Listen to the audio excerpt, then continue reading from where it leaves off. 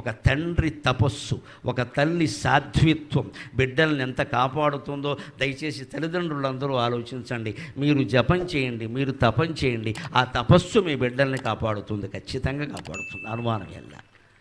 రోజు ఉదయం అరగంట, సాయంత్రం అరగంట కూర్చొని జపం చేయండి, తపం చేయండి. మా వల్ల కాదు అనకండి, నామస్మరణ ఇంతకంటే ఉందమ్మా. నమ శివాయ, నమ శివాయ, నమో నారాయణాయ, శ్రీమాత్రే నమక.